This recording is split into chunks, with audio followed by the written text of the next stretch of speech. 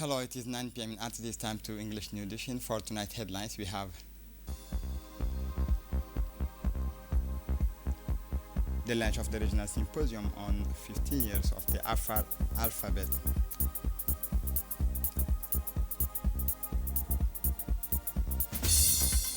The closing of a training workshop on digital transformations in the Djibouti Statistics Institute.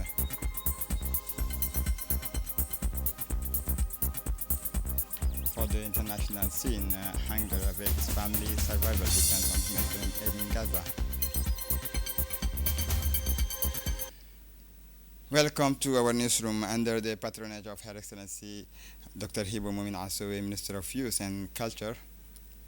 The Dimis and Redo Association organized a symposium this morning at the Palace, People's Palace on the Afar alphabet since 1974.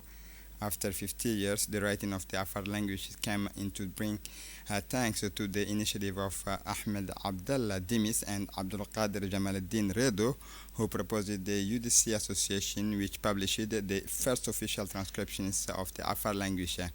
This year marks a significant milestone in the history of the Afar language. This vibrant language has been an essential vector of culture, identity, and communications for the Afar community spread across the Horn of Africa, notably Ethiopia, Djibouti, and Eritrea, as well as the diaspora throughout the world. The Dimis and associations and the Dimis and Redo Association, chaired by Ms. Halima Aden Ali, has taken the initiative of organizing this colloquium to discuss the development of the Afar language over the last 50 years with the support of the government, including the Prime Minister. A large delegation from the Afar regions of Ethiopia took part in the colloquium to shed light on the development of and progress made since the Afar language was first transcribed, including a species cultural performance and workshop on the Afar language history and cultures. Linguists, writers, and members of the Afar community came together to discuss the evolutions of the languages and its impact on society. The transcriptions of the Afar language has not only helped to preserve it, but has also facilitated education and communication among the younger generation. The symposium organized by the Dimis and Redo Association will include discussions on the challenges and prospects for the Afar languages, especially in the digital age. Also in attendance were the president of the Samara University, Mohamed Osman Darsa, and the president of the Samara-based Afar Languages Academy.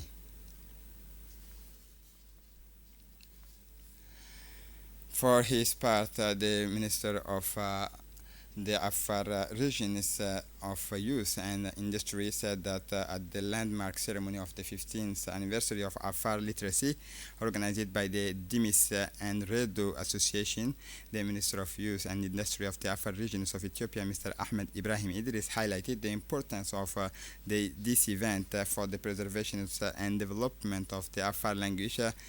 His Excellency Ahmed Ibrahim expressed his support for the initiative and praised the achievement made by Dimis and Redo Association. More than a celebration, it is a tribute to our cultural and linguistic roots. Literacy in the Afar language is essential for the transmission of our identity and the building of our future. Thanks to the commitment of the associations like Dimis and Redo, our language and cultures continues to thrive, and we must ensure that they are preserved for future generations. For her part, the Minister of Youth and Culture, Dr. Hibo Mumin Asowe, said that the colloquium to shed light on the development and progress made since the Afar language was first transcribed, including a species cultural performance and workshops on the Afar language history and culture. Linguists, writers, and members of the Afar community came together to discuss the evolutions of the languages and its impact on society. The transcriptions of the language has not only helped to preserve it, but has also facilitated education and communication among the younger generations. And now listen to the president of the Samara University, Mr. Mohamed Osman Darsa. We are here today to discuss the journey of the Afar alphabet in the past 15 years. We are also discussing and we are sharing ideas and our thoughts and how we can advance the Afar in the Horn of Africa in terms of academia, in terms of research, and in terms of regional integration. Also, the language is considered as a vital element that integrate the community in the Horn of Africa, and that's an aspect of African Union agenda. So we are discussing and we are sharing ideas around these issues. The journey of 15 years and the current status quo, the current situation of the language, and the way forward. And we expect that at the end of this this workshop, it will come up with this with the solid and concrete strategies and plans for the advancement of Afar both in Djibouti and in Ethiopia. Thank you. The Minister of Health, Dr. Ahmed Robli Abdillah, and the Chairman of the GX Foundation, Mr. Liu Shan-ying, jointly presided over the signing ceremony for a memorandum of understanding between the Department of Health and the GX Foundation, a non-governmental, not-for-profit organization based in Hong Kong. The ceremony was attended by the Chinese ambassador to Djibouti, the Secretary General of the Ministry of Health, and senior officials from the Ministry of Health. This memorandum is in keeping with the spirit of cooperation and international relations within the framework of the skills of the Silk Belt and Road Initiative led by the Chinese government. In collaboration with the Ministry of Health, the JX Foundation will launch a number of projects, in particular the expansion of the project dedicated to eliminating blindness caused by cataracts in inland regions, and another vector control project, mosquitoes and flies. The foundation will provide the department concerned with the materials and equipment for vector control. The Indian Embassy in the Republic of Djibouti, in collaboration with the State Secretariat for Investment, organized the second Djibouti-India Business Forum at the Kempinski Palace yesterday evening. This second forum enabled both parties to present the progress made over the years, as well as the investment opportunities available in the Republic of Djibouti in order to strengthen the economic and commercial ties between the two countries. The event was co-chaired by the State Secretary for Investment, Ms. Safiya Mohammed Ali Gadile, and the Indian Ambassador to Djibouti, as well as representatives from the public and private sectors of the Republic of Djibouti and India. The main objective was to promote a strategic partnership to encourage investment in key sectors such as logistics, renewable energy, and infrastructure and diversity business opportunities. It's a question of scarcity of skilled labor, which can be addressed by partnership between Indian technical institutions and local training centers. This will equip the Djiboutian workforce with the necessary skills to meet the demands of modern industries. I think the best way to bring private investors from India to Djibouti is to participate in different trade fairs and engage directly with the private businesses in India. Recently, Honorable Agriculture Minister participated in World Food India 2024. We have shared with the Ministry a 1,384-page directory of participants at World Food India. A lot of investors to choose from. Our embassy keeps the Foreign Office and through them to the line ministries informed of the upcoming events.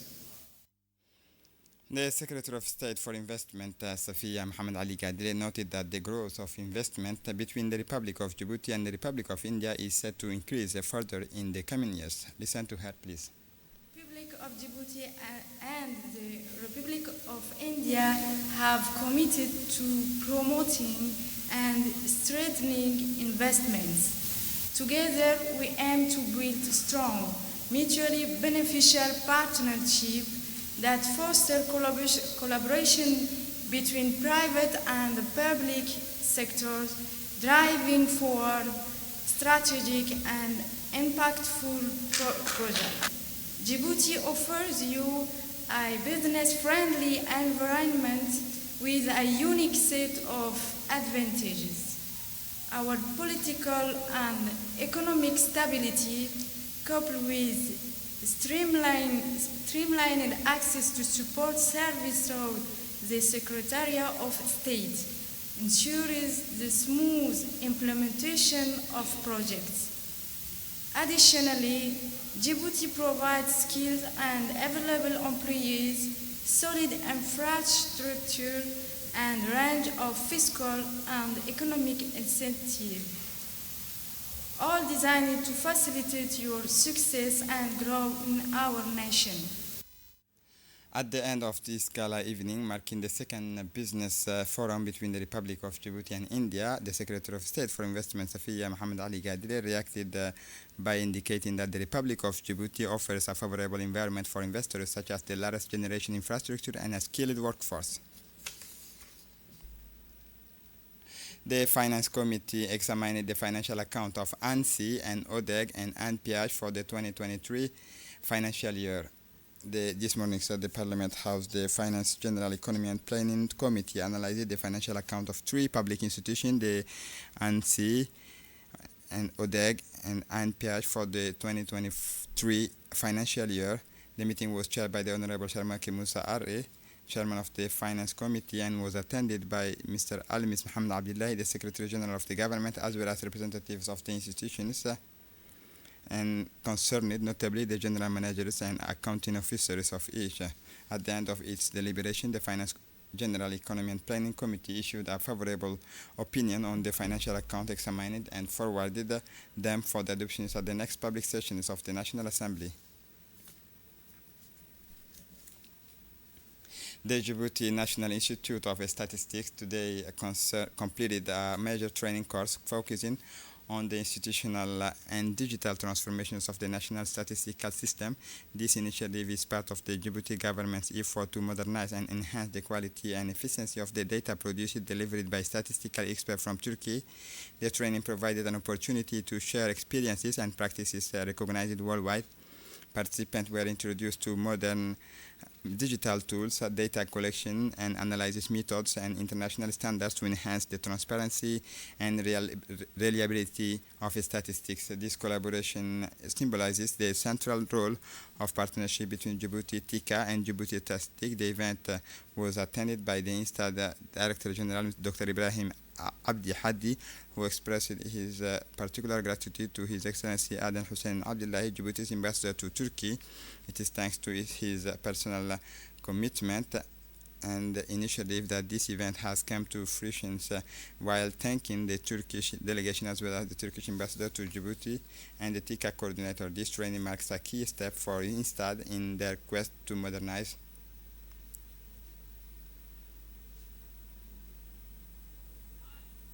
For his part, the General Director of the INSTAD, Dr. Ibrahim Abdi Hadi, said that with the improved digital systems, updated methodologies, and strengthened institutional capacity, Djibouti is positioning itself as a committed player in statistical development in Africa.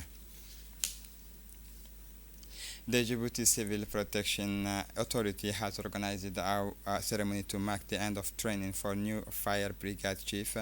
The training, which took place from 17 to 28 November 2024, was attended by 50 Djiboutian firefighters provided by the French Army Forces stationed in Djibouti. This intensive training course enabled participants to enhance their fire management skills and respond more effectively to the emergency situation. The firefighter training acquired practical and theoretical knowledge on firefighting strategy, team management, and the coordinations of intervention in complex conditions. This training is an important step towards improving the response to natural disasters and fires, thereby enhancing the safety and resilience of the Djiboutian population in the face of risk.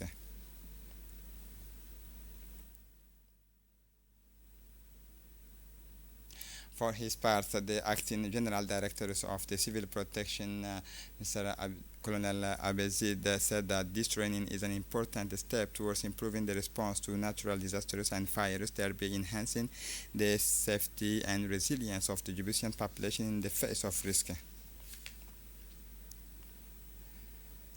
On Wednesday, 27 November 2024, the official closing ceremony of the multinational exercise Balchark 25-1 was held at the Center for the Naval Instructions of the Dorale camp in the presence of the senior military officials and international partners. Rear Admiral Kubu, Deputy Commanders of the Combined Joint Task Forces Horn of Africa, was welcomed by Colonel Wais Omar Boghore, Commander of the Djibouti Coast Guard. Before reviewing a picket of honor, the ceremony was attended by officers from the Djibouti Coast Guard, the French Navy, and the Djibouti Armed Forces Rapid Intervention Brigade, as well as officers from the American, French, Spanish, and Japanese forces. The ceremony concluded with the presentations of certificates to the participants, recognitions of their dedication and contribution to the success of the exercises. A family photo immortalized this event, which illustrated the unity and solidarity between national and international partners in their service of maritime safety.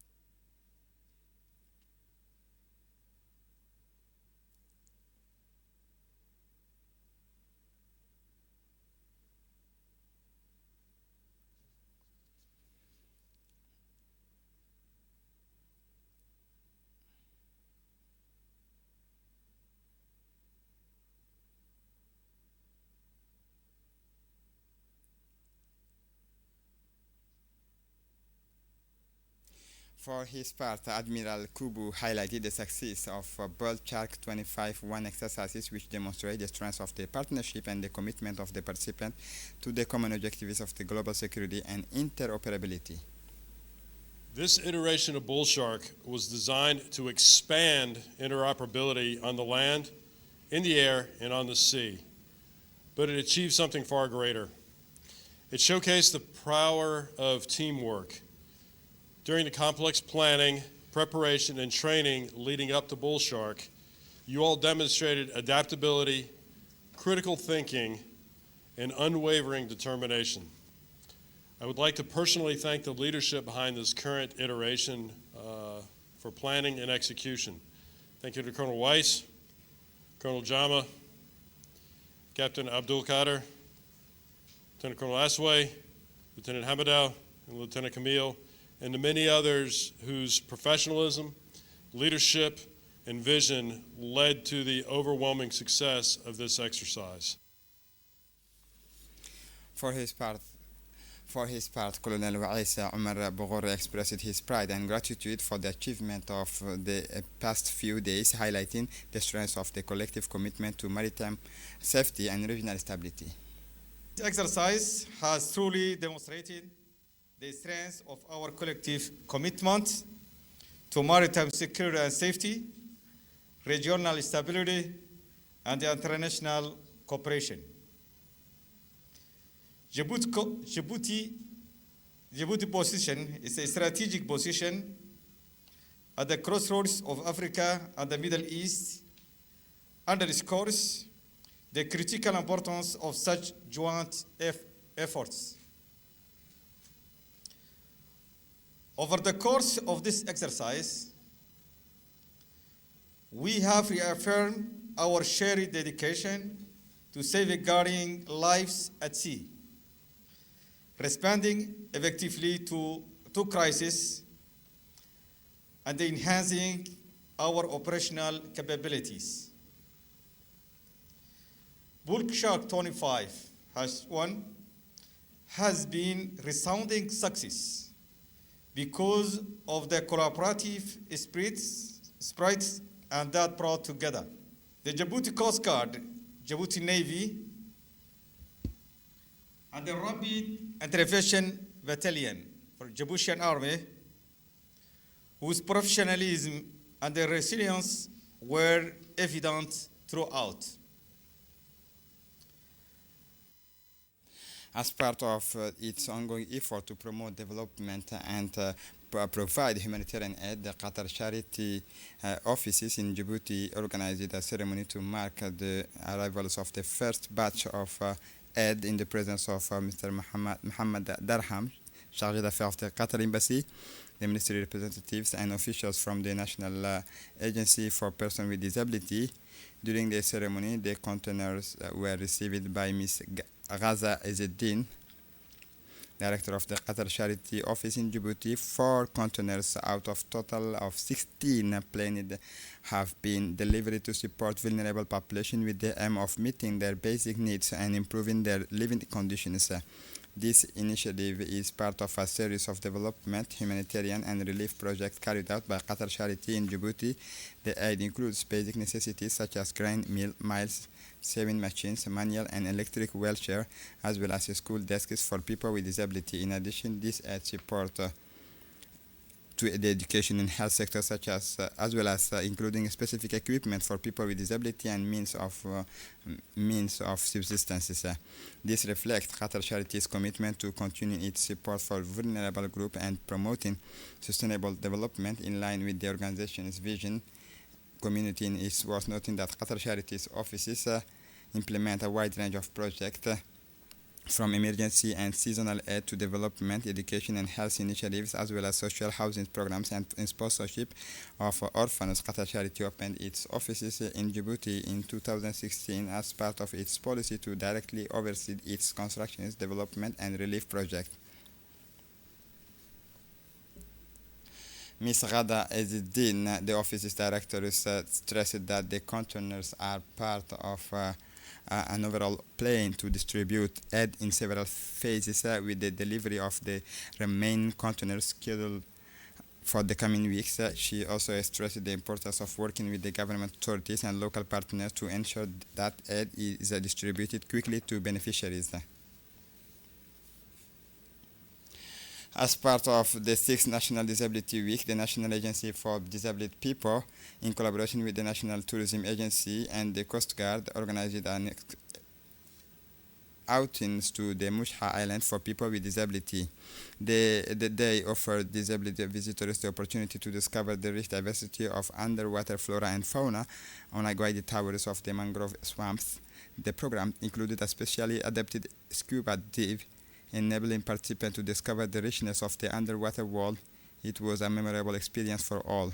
The disabled people took full advantage of this unique opportunity to explore the richness of the underwater world. On their return, they were warmly welcomed by the Director General of the ANPH and the Colonel of the Coast Guard, the Director General of the National Tourism Agency. Fun activities and swimming were organized, and the guests were able to take full advantage of the exceptional environment of this beach, provided by Coast Guard professionals who did everything they could to make the day a memorable one.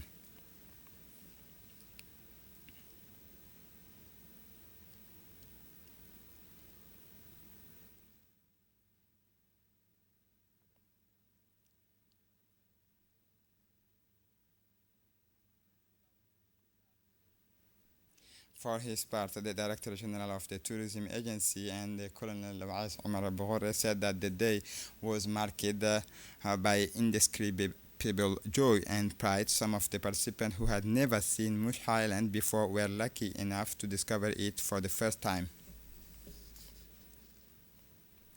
For his part, the Director General of the ANPH, Duali Saeed Mahmoud, emphasized that this day offered people with disability the opportunity to discover the richness and diversity of the underwater fauna and flora. Duale pointed out that this outing promises to offer people an enriching experience adapted to their needs in a natural and a safe setting.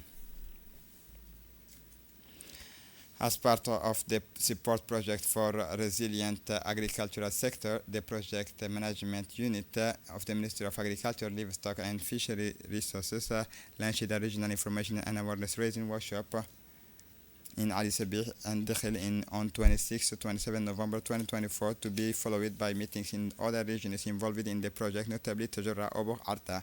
the outskirts of the capital. This workshop marks the start of an ambitious national program to strengthen the agricultural sector through targeted and inclusive initiatives. The main objectives of this workshop is to strengthen the competitiveness and resilience of the agri-food sectors in the regions by informing and raising the awareness of agricultural producers, agri-food investors, and local regional authorities about the objectives, components, and opportunities offered by the FAR project. The Ali Sabih workshop, which opened this morning in one of the series of regional meetings, the aim of this initiative is to promote a better understanding of the project activity and the investment of the development opportunity for agricultural sector. Participants were welcomed by the prefect of the regions, Abdul Malik Muhammad Banoita, the president of the regional council, Sharmaki Hassan Alale, the FAR project coordinator, Baragoita Saeed Muhammad. The ceremony was also attended by traditional authorities and local beneficiaries of the project, notably farmers and livestock breeders. In his speech, the prefect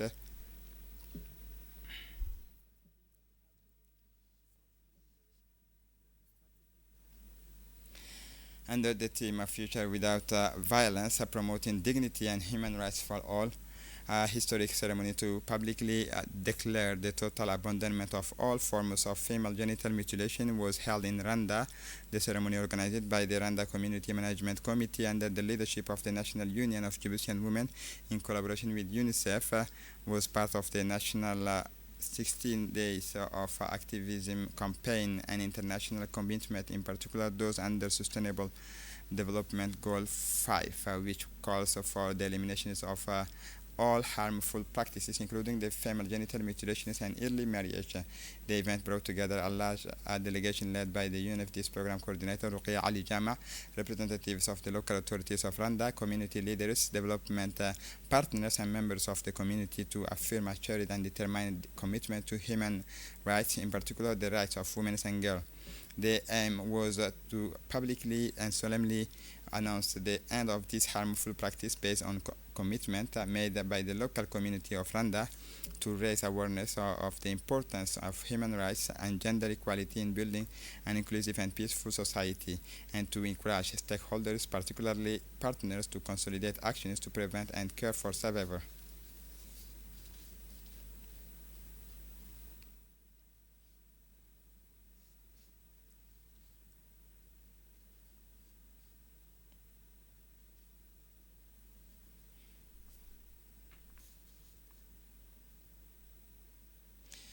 For the international scene in Deir al-Balah, the center of Gaza Strip, dozens of children and their families wait under a gray sky, empty saucepans in hand. In front of them, a kitchen run by a charity distributed hot meals, a gesture that has become vital for thousands of displaced people in an enclave where hunger now dominates daily life. The majority of Gaza inhabitants have been forced to flee their homes since the beginning of the conflict.